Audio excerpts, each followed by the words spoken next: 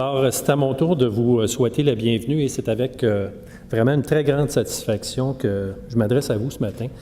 puisque le colloque d'aujourd'hui est au cœur de la mission de l'IRSST, soit de tout mettre en œuvre pour s'assurer de l'utilité des sommes et des efforts qui sont investis en recherche.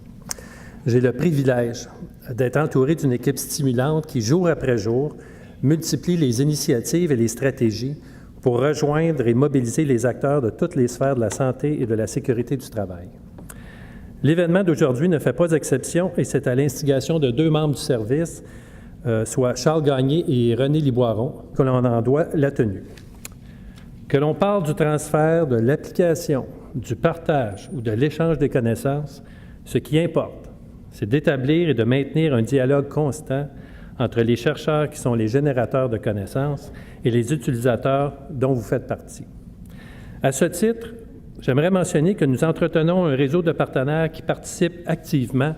à stimuler et dynamiser les programmations de recherche. Plus de 180 organisations, dont les associations sectorielles paritaires de prévention, la CSST, les associations patronales, les associations syndicales, les CSMO et les ordres professionnels, sont régulièrement sollicités pour apporter leur expertise et leur connaissance fine de leur milieu de manière à mieux comprendre les enjeux qui sont vécus dans leur milieu. Il est pour nous impératif de pouvoir compter sur cet apport des milieux de travail et de leurs représentants.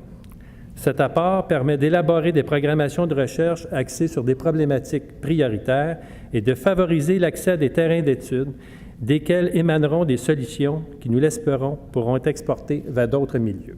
Ce colloque en santé psychologique constitue une occasion unique de faire le point sur un ensemble de projets de recherche, mais surtout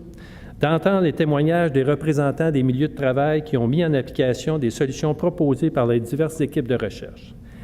Il est à noter que depuis 2005, l'IRSST a subventionné 25 projets de recherche et octroyé 47 bourses d'études supérieures sur cette thématique.